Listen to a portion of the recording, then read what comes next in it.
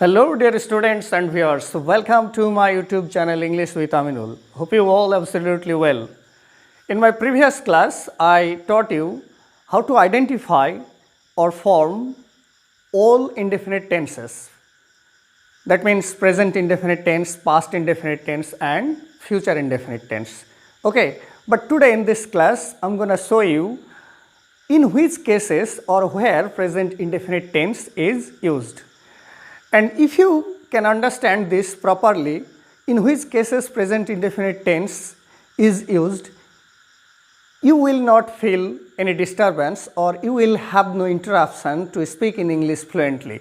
Okay, so listen to me carefully and keep watching the video without skipping till the end. Now look, আচ্ছা আমরা কি বলছি যে এর আগের ক্লাসে আমরা সমস্ত ইনডেফিনিট টেন্স অর্থাৎ present indefinite tense, past indefinite tense এবং ফিউচার ইনডেফিনিট টেন্সের চেনার উপায় এবং তার গঠন সম্বন্ধে আমরা জেনেছি। কিন্তু আজকে আমরা শুধুমাত্র জানব কি যে প্রেজেন্ট ইনডেফিনিট টেন্সকে কোথায় কোথায় বা কোন কোন ক্ষেত্রে আমরা ব্যবহার করব, যার ফলেতে কি হবে আমাদের স্পোকেন ইংলিশের ক্ষেত্রে খুবই কাজে লাগবে বা উপকারী হবে, বা আমরা স্পোকেন ইংলিশে বা ইংরেজিতে কথা বলার সময় কোনো রকমের হেজিটেশন ফিল করব না বা কোনো রকমের বিড়ম্বনা আমাদের হবে না। ঠিক আছে, তো তোমরা দেখো present indefinite tense. What is present indefinite tense? The tense in which the action refers to the habitual fact or universal truth, or the action which is happened in present time and refers to the universal truth or habitual fact tense, অর্থাৎ কোনো কাজ বর্তমানকালে হয় এবং চিরন্তন সত্য বা অভ্যাসগত বোঝায়, এরকম বিষয়টা বোঝালে সেটা কি হবে? প্রেজেন্ট ইনডেফিনিট টেন্স হবে। আমরা গত দিনের ক্লাসে আমি কি করেছি যে তোমাদেরকে প্রেজেন্ট ইনডেফিনিট টেন্স কীভাবে চিনতে হয় সেটা শিখিয়েছি এবং তার ফর্মটাও অর্থাৎ গঠন বা স্ট্রাকচার বা উদাহরণ দিয়েও বোঝানোর চেষ্টা করেছি। তো today I would like to slightly recap the previous class for your purpose so that you can remember the fact clearly. Okay, তো প্রেজেন্ট ইনডেফিনিট টেন্স আমরা কিভাবে চিনব? এক কথায় টেন্স আমরা কিভাবে চিনব? ফাইনাইট ভার্ব দেখে, অর্থাৎ বাক্যের যে মূল ভার্ব অর্থাৎ সমাপকিয়া ক্রিয়া সেইটা দেখে আমরা সবসময় টেন্স চিনব। ঠিক আছে, তো কোনো বাংলা বাক্যকে suppose you want to convert a Bengali sentence into English one, what should you or how can you identify then? তাহলে বাংলা যে মূল ক্রিয়াপদ আছে সেই ক্রিয়াপদে যদি আমরা দেখতে পাই এই চারটে জিনিস, কি দেখো, হর্ষ এই, অন্তুস্থ এ, ও, এই চারটে জিনিসের কোনো একটা যদি আমরা পেয়ে যাই তাহলে সেই বাক্যটাকে আমরা প্রেজেন্ট ইনডেফিনিট টেন্স হিসাবে কনসিডার করব। ঠিক আছে, ফর এক্সাম্পল সে স্কুলে যায়, সে স্কুলে যায়, আমি ভাত খাই, আমি পড়ি, তারা নদীতে স্নান করে, তাহলে কি হচ্ছে? যায়, হর্ষই, সেই স্কুলে যায়, হর্ষই, তারা নদীতে স্নান করে, কি? এ। তো এইরকম condition, I go to school, they play football, they bathe in the river, these are all are the examples of present indefinite tense. Clear? তো প্রেজেন্ট ইনডেফিনিট টেন্সের বেসিক ফর্মটা তোমরা একটু খেয়াল করে নাও। ফার্স্টে সেটা হচ্ছে কি সাবজেক্ট, সাবজেক্টের পরে ভার্ব ওয়ান, তারপরে অবজেক্ট, সাবজেক্ট, সাবজেক্টের পরে ভার্ব ওয়ান। ক্লিয়ার? তো কি আমি স্কুলে যাই, আমি স্কুলে যাই, এখানে কি আছে? মূল ভার্ব কোনটা? যায়। তো যায়ের সঙ্গে দেখো হর্ষই, তো হর্ষই থাকলে সেটা কি হয়? এই হর্ষই থাকলে কি হয়? প্রেজেন্ট ইনডেফিনিট টেন্স হয়। তো প্রেজেন্ট ইনডেফিনিট টেন্সের বেসিক ফর্ম কি? সাবজেক্ট, মূল ভার্ব ওয়ান মানে ভার্বের এক নম্বর রূপ, প্লাস অবজেক্ট, ফুল স্টপ। তাহলে আমি স্কুলে যাই, আই গো টু স্কুল, আমি স্কুলে যাই, আই গো টু স্কুল, তারা নদীতে স্নান করে, দে বেথ ইন দ্য রিভার।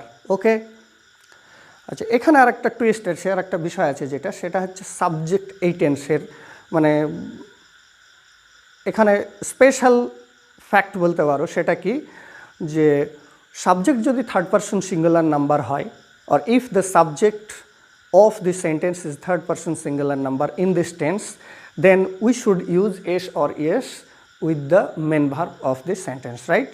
মানে এইরকম ক্ষেত্রে বা প্রেজেন্ট ইনডেফিনিট টেন্সে সাবজেক্ট যদি থার্ড পারসন সিঙ্গুলার নাম্বার হয় তাহলে মূল ভার্বের সঙ্গে কী হবে? এস বাই এস যোগ হবে। ক্লিয়ার? ফর এক্সাম্পল, সে নদীতে স্নান করে, তাহলে স্নান করে করে করে এ আছে, তো এ থাকার জন্য এটা প্রেজেন্ট ইনডেফিনিট টেন্সের উদাহরণ। এবার সে, তো সে হওয়ার জন্য কি subject third person singular number, তাই আমরা কি করব? এখানে মূল ভার্বের সঙ্গে এস বাই এস যোগ করে দেবো। তাহলে আমি নদীতে স্নান করি, I bathe in the river, কিন্তু যদি বলা হয় যে সে নদীতে স্নান করে তাহলে কি হবে? He baths in the river. Okay, he baths in the river. তাহলে subject third person singular number যদি হয় তাহলে মূল ভার্বের সঙ্গে কি হবে? এস বাই এস যোগ হয়ে যাবে। ক্লিয়ার? এখানে এবার আরেকটা জিনিস তোমরা একটু শুনে নাও, সেটা হচ্ছে যে আমরা যদি এই টেন্সের ক্ষেত্রে আমরা যদি নেগেটিভ সেন্টেন্স বা ইন্টারোগেটিভ সেন্টেন্স গঠন করতে চাই তাহলে কি হবে? নেগেটিভ সেন্টেন্স গঠন করার ক্ষেত্রে বা নট ব্যবহার করার ক্ষেত্রে এবং ইন্টারোগেটিভ করার ক্ষেত্রে অবশ্যই একটা অক্সিলারি ভার্বের প্রয়োজন হয়। কিন্তু দেখো যে এই টেন্সে বেসিক যে ফর্ম, সেই ফর্মে কোনো অক্সিলারি ভার্ব নেই। তাহলে এখানে ইন্টারোগেটিভ সেন্টেন্স গঠন করার ক্ষেত্রে বা নেগেটিভ সেন্টেন্সে নট ব্যবহার করার ক্ষেত্রে আমাদেরকে অবশ্যই একটা অক্সিলারি ভার্ব লাগবে। সেটা কোন অক্সিলারি ব্যবহার করব? সেটা হচ্ছে ডু অক্সিলারি। ঠিক আছে? তাহলে কীরকম? আমি স্কুলে যাই, আই গো টু স্কুল। সে স্কুলে যায়, হি গোজ টু স্কুল। আমি স্কুলে যাই না, I do not go to school. সে স্কুলে যায় না, he does not go to school. Okay, তুমি কি স্কুলে যাও? Do you go to school? সে কি স্কুলে যায়? Does he go to school? Clear? Okay, so our today's topic is in which cases present indefinite tense is used. Okay, so first look at the words always, sometimes, off and on, often, every day, never. Always সবসময় বা সর্বদাই, sometimes মানে মাঝে মধ্যে, of and on মানে মাঝে মধ্যে, অফন মাঝে মধ্যে, এভরিডে প্রতিদিন, নেভার কখনোই নয়। ঠিক আছে? নেভার কি? এভরিডের অপোজিট বা অলওয়েজের অপোজিট। ঠিক আছে? এই যে ওয়ার্ডগুলো তোমরা দেখতে পাচ্ছ, এই ওয়ার্ডগুলো প্রেজেন্ট ইনডেফিনিট টেন্সের সঙ্গে রিলেটেড, কারণ মাঝে মধ্যে আমরা দেখি কি যে এই ওয়ার্ডগুলো প্রেজেন্ট ইনডেফিনিট টেন্সের সঙ্গে যুক্ত আছে। ঠিক আছে? আচ্ছা, তাহলে আমরা কি করব এইবার? Now we would like to discuss the main topic which I promised to discuss. Okay, what is present indefinite tense? Present indefinite tense means an action that is happened in present time or refers to universal truth or eternal truth or habitual fact. ঠিক আছে? বর্তমানে কোনো কাজ হয় এবং চিরন্তন সত্য বা অভ্যাসগত বোঝায়। ঠিক আছে? তা আমরা কি করতে চলেছি? আজকে প্রেজেন্ট ইনডেফিনিট টেন্সের ব্যবহার পড়তে চলেছি, কোথায় কোথায় ব্যবহার করা হয়, তাই তো? তো আমরা যে ডেফিনেশনটা দিচ্ছি বা সংজ্ঞাটা দিচ্ছি কি যে বর্তমানকালে হয় এবং চিরন্তন সত্য বা অভ্যাসগত বোঝায়। দেখো যে আমরা এই যে ডেফিনেশনটা দিচ্ছি বা সংজ্ঞাটা দিচ্ছি, এই সংজ্ঞার মাধ্যমেই কিন্তু আমরা প্রথম তিনটে ব্যবহার পেয়ে যাচ্ছি প্রেজেন্ট ইনডেফিনিট টেন্সের। কি? Present action, habitual fact and universal truth. তাহলে প্রেজেন্ট ইনডেফিনিট টেন্স কি করে? Present indefinite tense expresses present action, habitual facts, universal truth or eternal truth. Present action মানে কি? বর্তমান কাজ, মানে বর্তমানে হয়, জেনারেলি হয় আর কি। হ্যাবিচুয়াল ফ্যাক্ট মানে অভ্যাসগত বিষয়। আর হচ্ছে কি? ইউনিভার্সাল ট্রুথ অর্থাৎ চিরন্তন সত্য বা ইটারনাল ট্রুথ। ফর এক্সাম্পল, আমি স্কুলে যাই। ফার্স্ট পয়েন্ট কি? Present indefinite tense expresses present action.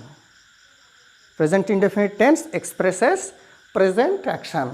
For example, আমি স্কুলে যাই। আমি স্কুলে যাই। হিয়ার ইন দিস সেন্টেন্স যাই is finite verb or main verb. আর যেহেতু যায়ের সঙ্গে হর্ষই আছে, তাই এটাকে আমরা কোন টেন্স হিসাবে কনসিডার করব? প্রেজেন্ট টেন্স হিসাবে। এবং প্রেজেন্ট ইনডেফিনিট টেন্সের যে basic form subject verb one object সেই হিসাবে আমরা ট্রান্সলেট করব। তাহলে এটা কি হবে, আমি স্কুলে যাই, আমি সাবজেক্ট, অতএব I go to school, I go to school. Clear? তো এরকম আরও কিছু উদাহরণ, আমি স্কুলে যাই, আই গো টু স্কুল, সেই স্কুলে যাই, হি গোজ টু স্কুল, তারাই, রাম ফল বিক্রি করে, Ram sells fruits, Ram sells fruits, তারা নদীতে মাছ ধরে, they catch fish in the river, তারা মাঠে, সে মাঠে চাষ করে, he cultivates in the land. Okay, তো এইরকম উদাহরণ তোমরা একের পর এক প্র্যাকটিস করতে থাকবে। Clear? Next, habitual fact. Habitual fact, অভ্যাসগত কাজ। অভ্যাসগত কাজ, এর সঙ্গে দেখবে যে এই ওয়ার্ডগুলো রিলেটেড থাকবে। অভ্যাসগত, অভ্যাসগত বিষয়টা প্রতিদিনেরও হতে পারে বা মাঝে মধ্যে করে এরকম একটাও হতে পারে। ঠিক আছে? তো হ্যাবিচুয়াল ফ্যাক্ট, অভ্যাসগত কাজ, যেমন বলছি কি যে ছেলেটি প্রতিদিন নদীতে স্নান করে। এই যে প্রতিদিন নদীতে স্নান করে, তার মানে কি, তার প্রতিদিন নদীতে স্নান করার একটা অভ্যাস আছে। ছেলেটি প্রতিদিন নদীতে স্নান করে। কি হবে? দি বয় বেথস ইন দ্য রিভার এভরিডে। এখানে একটা উদাহরণ দেখো, সে প্রতিদিন নদীতে স্নান করে, তাহলে কি হবে এটা? He baths in the river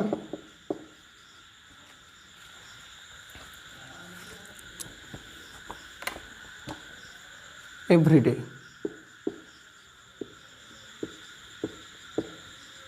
he baths in the river every day. তাহলে এরকম উদাহরণ আর কিছু বলা যাক, এরকম এক্সাম্পল আরও কিছু বলা যাক। তো সে মাঝে মধ্যে এখানে আসে, he comes hair of and on, he comes hair sometimes. Okay, sometimes he comes hair. ছেলেটি প্রতিদিন প্রাতঃভ্রমণ করে, বা আমরা প্রতিদিন সকালে ঘুরতে যাই। কী হবে? We go to walk every day in the morning, or we walk every day in the morning. ছেলেটি প্রতিদিন প্রাতঃভ্রমণ করে, the boy walks every day in the morning. Ram প্রতিদিন প্রাতঃভ্রমণ করে, Ram walks every day in the morning. Ram and Sam প্রতিদিন প্রাতঃভ্রমণ করে, Ram and Sam walk every day in the morning. তাহলে রাম, শুধু রাম, সিঙ্গুলার নাম্বার, তাই ওয়াক্স হলো, আর রাম অ্যান্ড স্যাম যখন বলছি তখন দুজন হয়ে যাচ্ছে, সাবজেক্ট প্লুরাল হয়ে যাওয়ার জন্যে ওয়াক হচ্ছে। তারপরে উদাহরণ এরকম বলতে পারো যে নেভার বা নেগেটিভ সেন্টেন্সও তোমরা ইউজ করতে পারো, যে আমি স্কুলে যাই না, আমি প্রতিদিন স্কুলে যাই না। I do not go to school everyday, I do not go to school everyday. আমি প্রতিদিন নদীতে মাছ ধরি না, I do not catch fish everyday, I do not catch fish every day. সে কি প্রতিদিন বাজারে যায়? সে কি প্রতিদিন বাজারে যায়? Does he go to the market every day? Does he go to the market every day? Okay. Number 3, universal truth, that means eternal truth, অর্থাৎ চিরন্তন সত্য। তো present indefinite tense is also used to express universal truth or eternal truth, চিরন্তন সত্য যেটাকে বলা হচ্ছে। কি বলা হচ্ছে? চিরন্তন সত্য। তো চিরন্তন সত্য কি হতে পারে? পৃথিবী সূর্যের চারিদিকে ঘোরে, this is eternal truth. The sun, সূর্য পূর্ব দিকে উদিত হয়, চিরন্তন সত্য। চাঁদের নিজস্ব আলো নেই, চিরন্তন সত্য। সূর্য পশ্চিম দিকে অস্ত যায়, চিরন্তন সত্য। ঠিক আছে? মানুষ হয় মরণশীল, চিরন্তন সত্য। তাহলে এই যে চিরন্তন সত্য বা ইউনিভার্সাল ট্রুথ, এইটাও প্রকাশ করা হয় কার মাধ্যমে? প্রেজেন্ট ইনডেফিনিট টেন্সের মাধ্যমে। তাহলে মানুষ হয় মরণশীল, ম্যান ইজ মর্টাল। সূর্য পূর্ব দিকে ওঠে, the sun rises in the east, সূর্য পশ্চিম দিকে অস্ত যায়। The sun sets in the west, পৃথিবী সূর্যের চারিদিকে ঘোরে। The earth moves round the sun, the earth moves round the sun, পৃথিবী সূর্যের চারিদিকে ঘোরে। তো এখানে দেখো ঘোরে, ঘোরেটা কি? ফাইনাইট ভার্ব বা মূল ভার্ব। তো এর সঙ্গে কি আছে, এ আছে। আমরা জানি যে এ যদি থাকে কোনো ভার্ব, ফাইনাইট ভার্ব বা ক্রিয়াপদের দ্বারা যদি এ প্রকাশ করা হয় তাহলে সেটা কি হয়, প্রেজেন্ট ইনডেফিনিট টেন্স হয়। আর প্রেজেন্ট ইনডেফিনিট টেন্সের এই বেসিক ফর্ম, এই ফর্ম অনুসারে আমরা ট্রান্সলেট করব। তাহলে পৃথিবী সূর্যের চারিদিকে ঘুরে, এখানে পৃথিবী subject. Okay, so what should I write now? The earth moves round the sun. আচ্ছা, মুভস কেন হলো?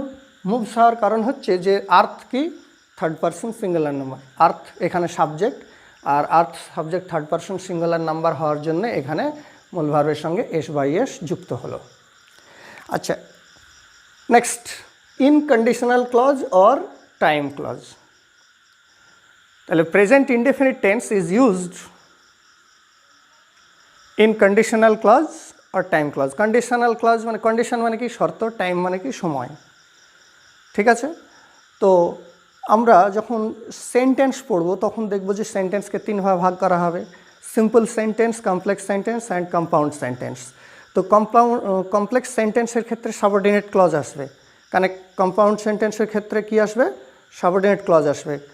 তো সাবঅর্ডিনেট ক্লজ গঠন করা হয় কিসের মাধ্যমে, সাবঅর্ডিনেটিং কনজাংশনের মাধ্যমে। তো এখানে কি বলেছে, কন্ডিশন, কন্ডিশন মানে কি শর্ত, আর একটা টাইম, টাইম মানে কি সময়। তো আমরা এই কন্ডিশনাল ক্লজ বা টাইম ক্লজ যখন গঠন করব তখন কানেক্টর বা লিঙ্কার হিসাবে কি আসবে, বা কনজাংশন হিসাবে কি আসবে, টাইম ক্লজে আসবে কি হোয়েন, তারপরে before after, till until etcetera. আর কন্ডিশনাল ক্লজে কি আসবে, কন্ডিশনাল ক্লজে আসবে ইফ এবং আনলেস। ইফ মানে যদি, আনলেস মানে যদি না, ঠিক আছে? তো কন্ডিশনাল ক্লজটা কি হচ্ছে, কন্ডিশনাল ক্লজ মানে এখানে তোমার কমপ্লেক্স সেন্টেন্সে দুটো ক্লজ থাকবে, দুটো ক্লজকে কি করা থাকবে, কানেক্ট করা থাকবে, কি দিয়ে, যোগ করা থাকবে, জয়েন করা থাকবে, কি দিয়ে, টিল বা আনটিল। এই কন্ডিশনাল ক্লজে থাকবে কি ইফ বা আনলেস, আর টাইম ক্লজে কি থাকবে, আনটিল বা টিল অথবা হোয়েন অথবা তোমার বিফোর আফটার ইত্যাদি ইত্যাদি। তো যাই হোক না কেন, এই টাইম ক্লজ বা কন্ডিশনাল ক্লজে যখন দুটো ক্লজ থাকবে তো দুটো ক্লজের মধ্যে একটা হবে প্রিন্সিপাল ক্লজ আর একটা হবে কি সাবঅর্ডিনেট ক্লজ। তো দেখবা যে এই ক্ষেত্রটা বলা হচ্ছে কেন। তো এইরকম ক্ষেত্রে অনেক সময় কি হয় যে দুটো ক্লজ বা দুটো কাজ থাকে, তো দুটো কাজই মনে হয় যেন ফিউচার, দুটো কাজই কি মনে হয়, ফিউচার ফর্ম মনে হয়। কেমন? ফর এক্সাম্পল, সে আগামীকাল, তুমি না আসা পর্যন্ত আমি এখানে অপেক্ষা করব। আমরা পড়ছি, আমাদের 1 নম্বর হয়ে গেছে, 2 নম্বর হয়ে গেছে, 3 নম্বর হয়ে গেছে, 4 নম্বরটা স্কিপ করে গেছি, পরে বলছি 5 নম্বর পড়ছি। এখন কোনটা পড়ছি আমরা, 5 নম্বর কন্ডিশনাল ক্লজ। তো 5 নম্বরের এক্সাম্পলটা কি, যে তুমি না আসা পর্যন্ত আমি এখানে অপেক্ষা করব। তাহলে এখানে দুটো কাজ আছে, একটা হচ্ছে তুমি না আসা পর্যন্ত, আর একটা হচ্ছে কি আমি অপেক্ষা করব। তুমি না আসা পর্যন্ত আর আমি আর একটা হচ্ছে কি আমি অপেক্ষা করব, দুটো কাজ। তো তুমি না আসা পর্যন্ত একটা কাজ, আমি অপেক্ষা করব দুটো কাজ। তো দুটো ক্লজে দেখো দুটো ভার্ব আছে, একটা হচ্ছে কি আশা, একটা আশা, আর একটা হলো আর একটা কি অপেক্ষা করা, আর একটা অপেক্ষা করা, ঠিক আছে? তো তুমি না আসা পর্যন্ত মানে এসেছো কি, আসবে, ধরে নিব কি আসবে, ফিউচার ফর্ম। আচ্ছা, আমি অপেক্ষা করব, এটাও কিন্তু ফিউচার ফর্ম। তো এইরকম যদি বিষয় এসে যায় তাহলে আমরা কি করব, প্রিন্সিপাল ক্লজটাকে সবসময় আমরা ফিউচার ফর্মে রাখব, আর যেটা সাবঅর্ডিনেট ক্লজ হবে সেইটাকে আমরা ইনডেফিনিট টেন্সে রাখবো। কোন ইনডেফিনিট, প্রেজেন্ট ইনডেফিনিট। তাহলে এইরকম ক্ষেত্রে কন্ডিশনাল ক্লজের ক্ষেত্রে, তো এই যে এখানে বলা হলো কি তুমি না আসা পর্যন্ত আমি অপেক্ষা করব, এটা হচ্ছে টাইম ক্লজ। তুমি না আসা পর্যন্ত আমি অপেক্ষা করব, এটা টাইম ক্লজ। আর একটা কি, যদি ভালো করে পড়াশোনা করো তাহলে পরীক্ষায় পাস করবে। যদি ভালো করে পড়াশোনা করো একটা কাজ, তাহলে পরীক্ষায় পাস করবে, দুটো কাজ। আর একটা কাজ, তাহলে দুটো কাজ। তো এইরকম ক্ষেত্রে প্রিন্সিপাল ক্লজ যেটা, সেটা সবসময় হবে ফিউচার ইনডেফিনিট টেন্স, আর যেটা সাবঅর্ডিনেট ক্লজ হবে সেটা হবে প্রেজেন্ট ইনডেফিনিট টেন্স। তাহলে এখানে দেখো যে তুমি না আসা পর্যন্ত আমি অপেক্ষা করব। তো এখানে কোনটা তুমি না আসা পর্যন্ত, এইটা হচ্ছে সাবঅর্ডিনেট ক্লজ, আর আমি অপেক্ষা করব এটা হলো প্রিন্সিপাল ক্লজ। তাহলে যেটা প্রিন্সিপাল ক্লজ সেটা ফিউচার ইনডেফিনিট। তাহলে আমি অপেক্ষা করব ইংরেজি কি, I shall wait, I shall wait until you come। তাহলে I shall wait until you come। তো দেখো I shall, এই যে shall will থাকে কোথায়, ফিউচার ইনডেফিনিট টেন্সে থাকে, তারপরে ভার্ব ওয়ান। কিন্তু until এর পরে until এটা কানেক্টর লিঙ্কার, আর ইউটা হচ্ছে কি সাবজেক্ট, সাবজেক্টের পরে কাম কি V1। ঠিক আছে, তাহলে বোঝা গেল যে কন্ডিশনাল ক্লজের ক্ষেত্রে বা টাইম ক্লজের ক্ষেত্রে যদি মনে হয় দুটো কাজই ফিউচার ফর্ম বা ফিউচার টেন্সে আছে বলে মনে হয়, তাহলে যেটা প্রিন্সিপাল ক্লজ হবে সেটা হবে ফিউচার ইনডেফিনিট, আর যেটা সাবঅর্ডিনেট ক্লজ হবে সেইটা হবে প্রেজেন্ট ইনডেফিনিট। ফর এক্সাম্পল, যদি তুমি ভালো করে পড়াশোনা করো তাহলে পরীক্ষায় পাস করবে। তাহলে যদি তুমি পড়াশোনা করো, এখনও করোনি, করবে ফিউচার, তাহলে পরীক্ষায় পাস করবে, এটাও দেখো ফিউচার। তাহলে দুটো ফিউচার হওয়ার জন্যে ট্রান্সলেশন যখন করব তখন কিন্তু দুটোকেই আমরা ফিউচার টেন্সে ট্রান্সলেট করতে পারবো না। যেটা কন্ডিশনাল ক্লজ হবে সেইটা হবে প্রেজেন্ট ইনডেফিনিট, আর যেটা প্রিন্সিপাল ক্লজ হবে সেটা হবে ফিউচার ইনডেফিনিট। তাহলে যদি তুমি ভালো করে পড়াশোনা করো, if you study hard you will pass the exam. তুমি যদি এটাকে বলো যে if you will study hard you will pass the exam, দুটোই যদি উইল ব্যবহার করো তাহলে সেন্টেন্সটা ভুল হয়ে যাবে। কি বলতে হবে, if you study hard, if you study, you subject আর স্টাডি হচ্ছে কি ভার্ব ওয়ান। তাহলে subject plus verb one equal to present indefinite tense. Clear? If you study hard you will pass the exam. If you comes here, তুমি যদি এখানে আসো I will go দেয়ার, তাহলে আমি সেখানে যাব। Clear? Next number 4, future action. Present indefinite টেন্সের মাধ্যমে আবার ফিউচার অ্যাকশান প্রকাশ করা হয়, ভবিষ্যতের কাজও প্রকাশ করা হয়। তো কেমন, সেটা যদি আগে থেকে নির্দিষ্ট থাকে বা শিডিউলড যদি হয় ব্যাপারটা, if the action is scheduled then we should use present indefinite tense to translate the sentence. যদি কাজটা, ভবিষ্যতের কাজটা শিডিউল নির্দিষ্ট করা থাকে, আগে থেকেই প্ল্যান করা থাকে, টাইম টেবিলের ক্ষেত্রে প্ল্যান করা থাকে বা টাইম ইন্ডিকেশন করা থাকে, সেক্ষেত্রে আমরা কি করব, প্রেজেন্ট ইনডেফিনিট টেন্সের মাধ্যমে প্রকাশ করব। কীরকম? ফর এক্সাম্পল, সে আগামীকাল সকাল 10টার সময় আসবে, তাহলে আসবে বে আছে, তো বে থাকার জন্য কি ফিউচার ইনডেফিনিট টেন্স, কিন্তু তারপরেও এই বাক্যটাকে আমরা কি করব, প্রেজেন্ট ইনডেফিনিট টেন্সের মাধ্যমে প্রকাশ করব। কারণ কি, তার আশাটা আগে থেকেই প্ল্যান করা এবং আসবে সেইটা কি আগামীকাল সকাল 10টার সময়। দিস ইজ ডেফিনিট, মানে টাইমটা একেবারে নির্দিষ্ট আছে। তাহলে কোনো কাজ ভবিষ্যতে হবে কিন্তু সেই বিষয়ে যদি টাইমটা একেবারে ডেফিনিট করা থাকে, ইন্ডিকেশন ঠিকঠাক করা থাকে, তাহলে সেইটা আমরা প্রেজেন্ট ইনডেফিনিটের মাধ্যমে প্রকাশ করব। So this sentence should be translated like this way, he comes, not will come. এখানে হি উইল কাম না বলে আমরা কি করব, he comes, he comes, okay, he comes tomorrow at 10 AM।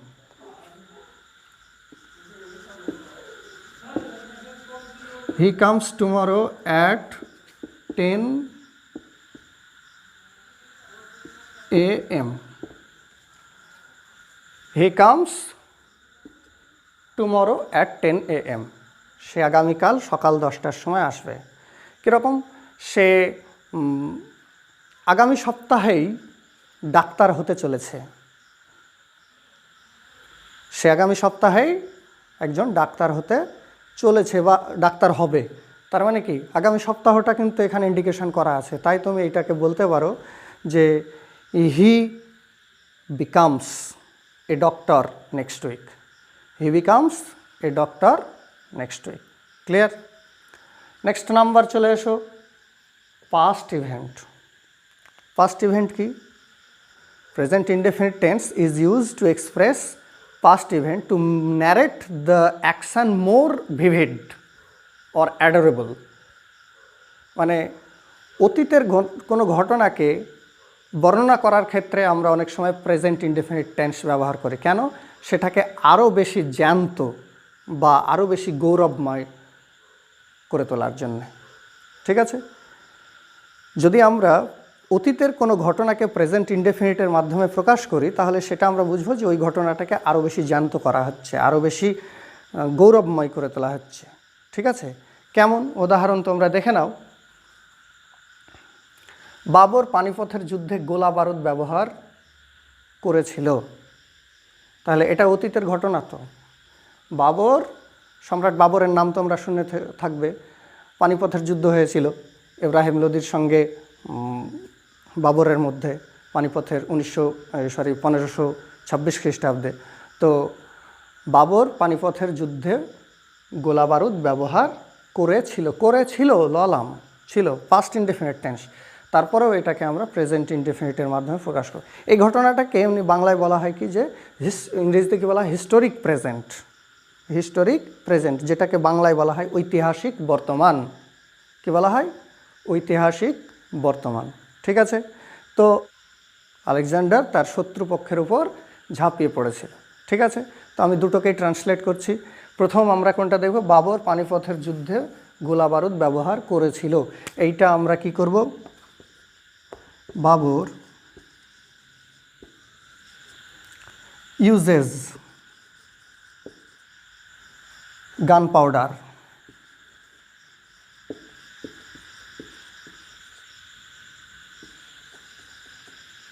in Panipat battle. Gunpowder in the battle of Panipat.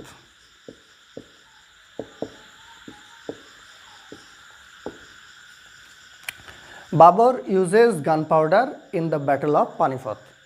Uses আমরা এখানে used করিনি, কি করেছি? ইউজেস করেছি। ঐতিহাসিক বর্তমান।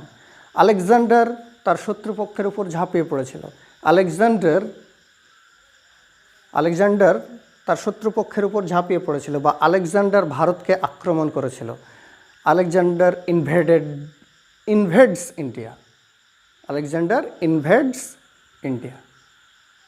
আলেকজান্ডার ভারতকে আক্রমণ করেছিল। Alexander invades India. Okay, next point, quotation or প্রভাব। কোটেশন মানে উদ্ধৃতি বা উক্তি, তোমরা জানো। আর প্রভাব মানে কি? আমরা যেটাকে বলি প্রবাদ বাক্য। তো প্রবাদ বাক্য কী জিনিস? প্রবাদ বাক্য হচ্ছে যেমন নাচতে না জানলে উঠোন বাঁকা, তারপরে অল্পবিদ্যা ভয়ঙ্কর, তারপরে যে পাথর সবসময় ঘোরে তাতে ছত্রাক ধরে না, বা তোমার হচ্ছে ফাঁপা কলসি বা ফাঁকা কলসি বাজে বেশি, বা যে কুকুর বেশি ঘেউ ঘেউ করে সে কামড়ায় না। তো এইগুলা, এই যে প্রভাব, এই প্রভাবগুলোকে আমরা সবসময় প্রেজেন্ট ইনডেফিনিট টেন্সের মাধ্যমে প্রকাশ করব। তো ফাঁপা কলসি বাজে বেশি, ইংরেজি কি? Empty vessel sounds much. Empty vessel sounds much. A barking dog seldom bites. A barking dog seldom bites. Next, মানে চলন্ত পাথর বা ঘুরন্ত পাথর, ঘূর্ণায়মান পাথরে কখনো ছত্রাক ধরে না। A rolling stone gathers no moss. Clear?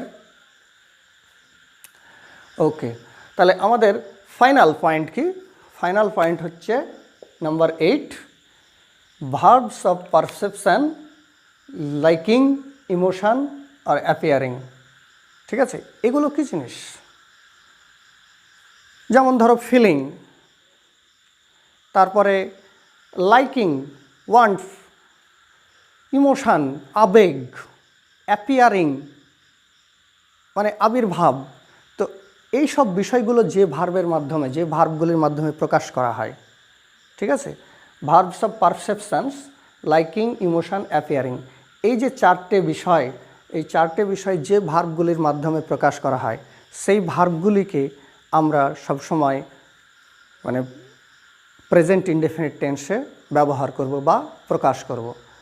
যেমন ধরো এখানে দেওয়া আছে কি, আমি এখন অস্বস্তি বোধ করছি, অনুভব করা, ফিল, আমি এখন অস্বস্তি বোধ করছি, feel.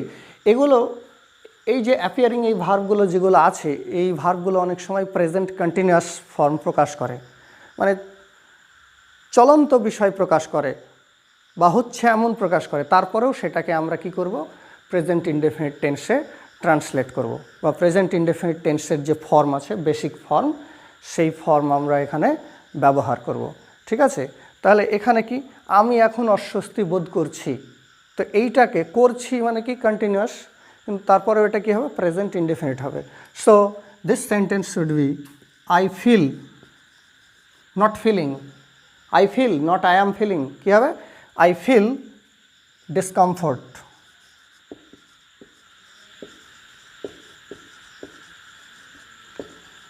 Now I feel discomfort now, আমি এখন অস্বস্তি বোধ করছি। ঠিক আছে, আরও কিছু এক্সাম্পল নিতে পারো, আমি এক গ্লাস জল চাইছি, চাইছি মনে হচ্ছে কি চলন্ত বা হচ্ছে এমন, কিন্তু না, এটাকে আমরা ট্রান্সলেট করব কিসের মাধ্যমে, প্রেজেন্ট ইনডেফিনিট টেন্সের মাধ্যমে। I am wanting a glass of water, এইটা নয়, কী হবে, I want a glass of water. আমি তোমাকে ভালোবাসি, আই লাভ ইউ। আমি বই পড়া পছন্দ করি, I like to read books, সে বই পড়া পছন্দ করে, he likes to read book. Clear? তাহলে verb of perception, liking, emotion, appearing, এই বিষয়গুলো যে সমস্ত ভার্বের মাধ্যমে প্রকাশ করবে সেই বিষয়গুলো আমরা কি করব, সেই ভার্বগুলোকে ইনডেফিনিট ফর্মে ট্রান্সলেট করব। Clear? Hope you all understand what I teach you today, and you should practice it again and again for so that you can improve your spoken English power and speak in English fluently. Okay, so keep practicing in your house every day. Clear? Now I promise you to come with a new lesson next time or in my next lesson. Till then, goodbye. Okay.